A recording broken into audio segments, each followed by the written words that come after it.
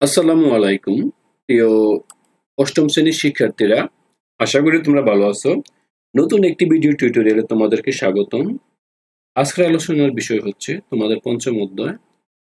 এখন এখানে আমরা 94 পৃষ্ঠা আলোচনা করব। আশা করি তোমরা সহজে বুঝতে পারবে। তোমরা স্ক্রিন দেখতে পারতেছো, এখানে বলে দেওয়া আছে এই ট্রাপিজিয়াম আকৃতির জমি কিভাবে পরিমাপ করবে তা নিচের বক্সে লিখো। তো ট্রাপিজিয়াম আকৃতির যে বক্সগুলো, জাস্ট আমি একটা ট্রাপিজিয়াম আকৃতি দেখাই। এটা হচ্ছে দেখো এরকম এই দুটি সমান্তরাল রেখা, এই সমান্তরাল রেখা বোঝোই যেটা এইভাবে থাকে। এই দুটি সমান্তরাল রেখা থাকবে, বাট এই দুইটা সমান হবে না। যেমন এটা একটা সমান্তরাল, এই দুইটা সমান্তরাল রেখা, এই এ বি দুইটা সমান্তরাল রেখা, আর এখান থেকে মনে করো সি ডি এই দুইটা সমান্তরাল রেখা। এই দুইটা সমান্তরাল রেখা থাকবে, কিন্তু আরো দুটি রেখা সমান্তরাল হবে না। আবার সমান্তরাল রেখা দুটির মানগুলো সমান হবে না।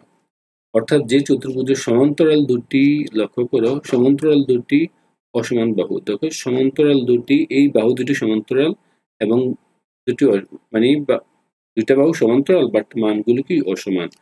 সাপোজ এটা যদি 10 হয়, এটা অবশ্যই মনে করো 14, কখনো 10 হবে না। এবং দেখো দুটি অসমান্তরাল বাহু, এই দেখো এই দুইটা কিন্তু সমান নয়, এই দুইটা কিন্তু সমান নয়, এই দুইটা অসমান্তরাল, তাকে ট্রাপিজিয়াম বলে।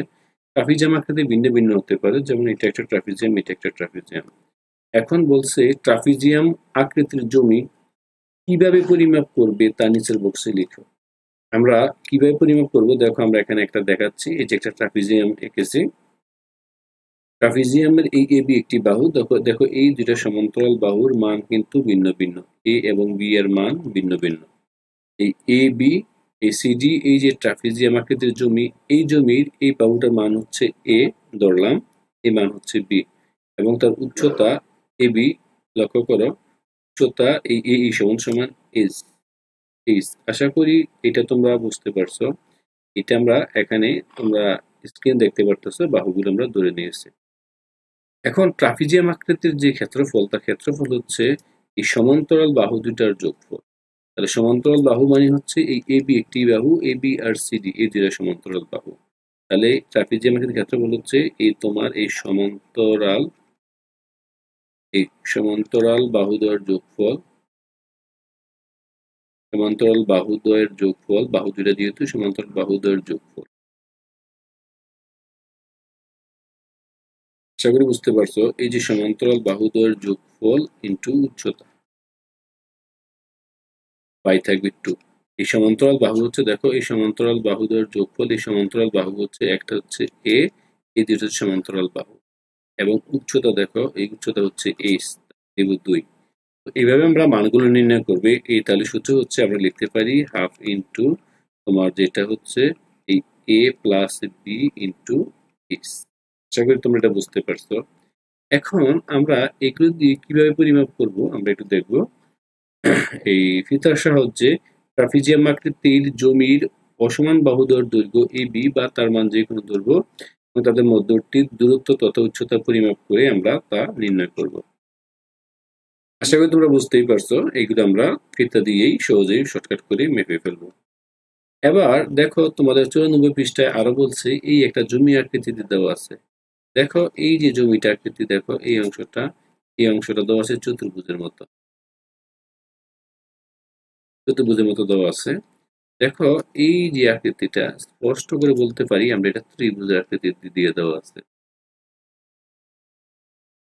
দেখো এক একটা মান কিন্তু এক একভাবে দিয়ে দেওয়া আছে। এই দেখো এটা হচ্ছে বহুভুজ বা পঞ্চভুজ দিয়ে দেওয়া আছে।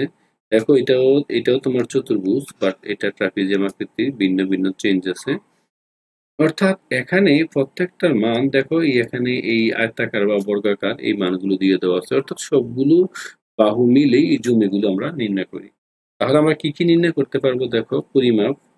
এখানে আমরা সহজেই কি কি আছে দেখো।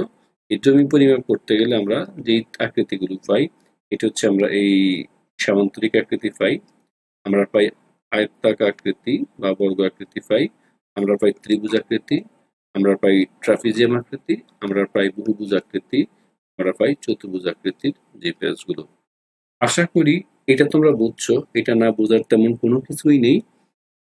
তারপরে যদি কারো মনে হয় প্রবলেম, অবশ্যই কমেন্টস করবে, আমরা চেষ্টা করব তোমাদেরকে বুঝিয়ে দেওয়ার জন্য। এখন দেখো এখানে আরেকটি বলা হয়েছে যে তোমাদের বিদ্যালয়ের একটি নকশা আঁকার জন্য বলা হয়েছে 95 পৃষ্ঠায়। তো আমরা বিদ্যালয়ের নকশা তো আঁকতেই পারি। এখানে একটি দেখো, এই আমরা একটা বিদ্যালয়ের নকশা অঙ্কন করেছি। এই যে সম্পূর্ণ অংশটি, এটি হচ্ছে একটি বিদ্যালয়ের নকশা। আশা করি এটা দিয়ে কারো কোনো প্রবলেম নেই, এই নকশাটা তোমরা বুঝতে পারছো। এই নকশার ভিতরে এই যেটা আছে, মনে করো আশেপাশে বাজার আছে, জমি আছে, ক্ষেত আছে, অনেকটি আছে, এটা হচ্ছে আমার বিদ্যালয়। এই বিদ্যালয়টি হচ্ছে ট্রাপিজিয়াম আকৃতির।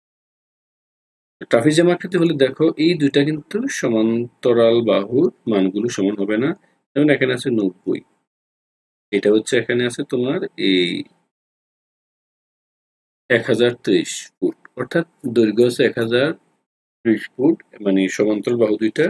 আর লক্ষ্য করো উচ্চতার মান দিয়ে দেওয়া আছে, যেহেতু স্ট্রেট লম্ব, এটা হচ্ছে যে তোমার এই 700 ফুট, মানে 700 ফুট দেওয়া আছে, আর এটা 800 ফুট, 870 ফুট বা ফিট দিয়ে দেওয়া আছে। তাহলে ট্রাপিজিয়াম আকৃতির যেটা ক্ষেত্রফল আমরা জানি হাফ ইন্টু সমান্তরাল বাহু দুটার যোগফল, এই দুইটা হচ্ছে সমান্তরাল বাহু, এই দুইটার যোগফল ইন্টু উচ্চতা। উচ্চতা হচ্ছে এখানে 700, দেখো এখানে উচ্চতা হচ্ছে 700। দেখো এইটা হচ্ছে সমান্তরাল বাহু দুইটার যোগফল, এখানে একসাথে হয়েছে গুণন দিয়ে উচ্চতা বাই 2। ক্যালকুলেশন করলে এটা হচ্ছে 6,75,500 বর্গ ফুট, যা আমরা শতাংশ নেব। যেহেতু জায়গার পরিমাণ শতাংশ পরিমাপ করা হয়, আমরা জানি 1 শতক সমান 435.6 ফুট, এটা জানি। তাই এটাকে আমরা ভাগ করলে আমরা শতাংশ পাবো। শতাংশ হচ্ছে 1550 শতাংশ, অর্থাৎ আমার স্কুলের যে জমিটা ছিল এটা। তো আশা করি তোমরা এটা বুঝতে পারছো। আমরা একটি ট্রাপিজিয়াম আকৃতির ক্ষেত্রফল দিয়ে বুঝিয়েছি। আশা করি এটা বুঝেছো, এটা না বোঝার তেমন কোনো কিছুই নেই। প্রিয় শিক্ষার্থীরা, এবার দেখো আমরা তোমাদের বইয়ের 95 পৃষ্ঠা কিছু আকৃতি দিয়ে দেওয়া আছে। যেমন এটা পঞ্চভুজ, দেখে বুঝতে পারছো পঞ্চভুজ। এটা 1, এই 2, 3, 4, 5। দেখো এটা 1, 2, 3, 4, 5, অর্থাৎ তার 5টি বাহু দিয়ে দেওয়া আছে, তারও 5টি বাহু দিয়ে দেওয়া আছে। এটা দুইটাই পঞ্চভুজ। এবং তার কোণ দেখো, এই 1 কোণ, 2 কোণ, 3 কোণ, 4 কোণ, 5 কোণ। এখানেও দেখো এই 1 কোণ, 2 কোণ, 3 কোণ, 4 কোণ, এই 5 কোণ দিয়ে দেওয়া আছে। তাহলে দেখো এই ত্রিভুজ আকৃতিটা লক্ষ্য করো। আর এটা দেখো, এই অংশটা, এটা হচ্ছে তোমার 1 বাহু, 2 বাহু, 3 বাহু, 4 বাহু। এখানে 1 বাহু, 2 বাহু, 3 বাহু, 4 বাহু, অর্থাৎ এখানেও 4 বাহু আর এখানেও এই 4 বাহু। তাহলে দুইটা মিল আছে। এখানে দেখো, এখানে বলছে এই 1, 2, 3, 4, 5, 6 বাহু। দেখো এখানে এই 1 বাহু, এই 2 বাহু, এই সম্পূর্ণটা 1 বাহু, 3 বাহু। ধরো এইটা 1 বাহু, 4 বাহু, এইটা 1 বাহু, 5 বাহু। দেখো এইটা 1 বাহু, 6 বাহু, অর্থাৎ এখানেও 6টি বাহু। এখানেও 1, 2, 3, 4, 5, 6, এখানেও 6 বাহু। তাহলে আমরা এখান থেকে যে আকৃতিগুলি সমজাতি হিসেবে চিহ্নিত করলাম, এটা হচ্ছে আমার 5 বাহু, এটা 5 বাহু। তাহলে আমি বলতে পারি ক এবং গ, ক প্লাস গ, এটা হচ্ছে একই জোড়া হবে। তারপর দেখো এই 4 বাহু, এটাও 4 বাহু, এটা হচ্ছে ঘ প্লাস এটা হচ্ছে জ, এই দুইটা আবার সমজাতীয়। এবার দেখো এখান থেকে এইগুলো কিন্তু একেবারে সিরিয়ালি দিয়ে দেওয়া আছে। এই অংশটা এটা সিরিয়ালি দিয়ে দেওয়া আছে, সবগুলো একই রকম। তো আমরা এগুলো থেকে সহজে সিদ্ধান্ত নিতে পারবো এটা আসলে কে কার সাথে মিলবে, সমজাতীয় কিনা। আশা করি তোমরা বুঝতে পারছো, এটা নিয়ে কারো কোনো প্রবলেম হওয়ার কথা নয়। যেগুলো সমজাতীয় আমরা জাস্ট একটু আলোচনা করেছি। তো এখন দেখো আমাকে প্রশ্ন বলছে যে আকৃতিগুলো সমজাতীয় হিসেবে তা চিহ্নিত করো এবং কারণসহ লিখো। দেখো এখানে আমরা সবগুলো দেখিয়েছি। এখানে পঞ্চভুজ, এই দুইটা পঞ্চভুজ, কারণ উভয় 5টা বাহু ছিল এবং 5টি কোণ ছিল, তাই এটা পঞ্চভুজ।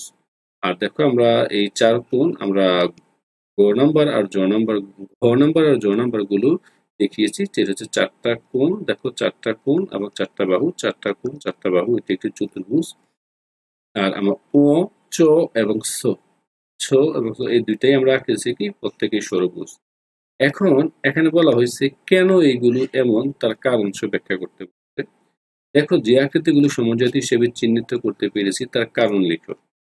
দেখো ক এবং গ দুটোই সমজাতীয় আকৃতি, উভয় আকৃতি বাহুর সংখ্যা এবং কোণ সংখ্যা সমান, তাই তারা পঞ্চভুজ। বুঝতেই পারছো। এবং এই ঘ এবং জ দুইটি সমজাতীয়, কারণ উভয় বাহুর সংখ্যা 4 এবং উভয়ই চতুর্ভুজ, উভয় কোণ সংখ্যা 4।